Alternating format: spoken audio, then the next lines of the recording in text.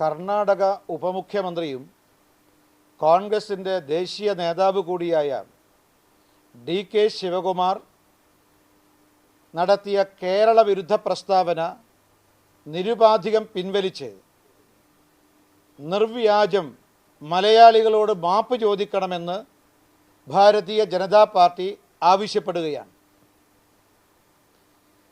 കർണാടക ഉപമുഖ്യമന്ത്രിയും കോൺഗ്രസിൻ്റെ ദേശീയ നേതാവുമായ ഡി.കെ. ശിവകുമാർ ഇന്നലെ നടത്തിയത് കേരള വിരുദ്ധ പ്രസ്താവനയാണ്. കേരള വിരുദ്ധം മാത്രമല്ല, അത് ദേശവിരുദ്ധവും കൂടിയാണ്. മലയാളികളെ പരസ്യമായി അപമാനിക്കുകയാണ് കർണാടക ഉപമുഖ്യമന്ത്രി ചെയ്തിട്ടുള്ളത്. കേരളം അന്ധവിശ്വാസങ്ങളുടെയും അനാചാരങ്ങളുടെയും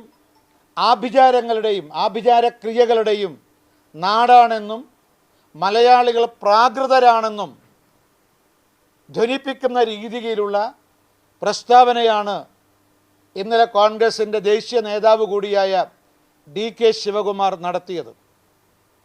കർണാടക സർക്കാരിനെ അട്ടിമറിക്കാൻ കേരളത്തിൽ കണ്ണൂർ ജില്ലയിൽ ഒരു പ്രസിദ്ധമായ ക്ഷേത്രത്തിന് സമീപം യാഗം നടത്തിയെന്നും ആ യാഗത്തിൻ്റെ പേര് ശത്രു വൈഭവ യാഗമെന്നാണെന്നും ആ യാഗത്തിൽ 21 ആടുകളെ, 21 പോത്തുകളെ, 21 ചെമ്മരിയാടുകളെ, 5 പന്നികളെ ബലി നൽകിയെന്നുമാണ് ഡി.കെ. ശിവകുമാർ പരസ്യമായി നടത്തിയ പ്രസ്താവനയിൽ സൂചിപ്പിക്കുന്നത്. ഈ പ്രസ്താവന തികച്ചും അടിസ്ഥാനരഹിതമാണെന്ന് മാത്രമല്ല, കേരളത്തിലെ ജനങ്ങളെ ലോകത്തിൻ്റെ മുന്നിൽ അപമാനിക്കാനാണ്, അവഹേളിക്കാനാണ് ഡി.കെ. ശിവകുമാർ ശ്രമിച്ചിട്ടുള്ളത്. അതുകൊണ്ട് അദ്ദേഹം ഈ കേരള വിരുദ്ധ പ്രസ്താവന നിരുപാധികം പിൻവലിച്ച് മലയാളികളോട് നിർവ്യാജം മാപ്പ് ചോദിക്കാൻ തയ്യാറാകണം എന്ന് ബി.ജെ.പി. ആവശ്യപ്പെടുകയാണ്. കാരണം ഇത്തരമൊരു സംഭവം കേരളത്തിലെ ജനങ്ങൾക്ക് കേട്ടുകേൾവി പോലുമില്ല.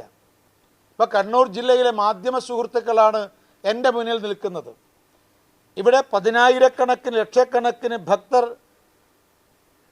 എത്തിച്ചേരുന്ന കേരളത്തിലെ മുഴുവൻ ഭക്തന്മാരുടെയും ആരാധനാ കേന്ദ്രമായിട്ടുള്ള തളിപ്പറമ്പ് രാജരാജേശ്വര ക്ഷേത്രത്തിൻ്റെ സമീപമാണ് ഈ യാഗം നടത്തിയതെന്നാണ് ഒരു ഉപമുഖ്യമന്ത്രി പറയുന്നത്.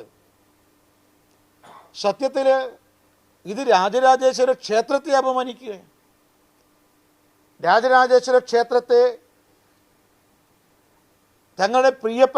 തങ്ങളുടെ ഏറ്റവും ആദരണീയമായ ആരാധനാലയമായി കരുതുന്ന ഭക്തജനങ്ങളോടുള്ള അവഹേളനമാണിത്. മാത്രമല്ല, ഇതുമൂലം രാജരാജേശ്വര ക്ഷേത്രം ആഭിചാരക്രിയയുടെ കേന്ദ്രമാണെന്നും ഈ പ്രസ്താവനയിലൂടെ മനസ്സിലാവുകയാണ്. അപ്പോൾ കേരളത്തിലെ ജനങ്ങളെ, കണ്ണൂർ ജില്ലയിലെ ജനങ്ങളെ, ഭക്തജനങ്ങളെ എല്ലാവരെയും അപമാനിക്കുകയാണ്.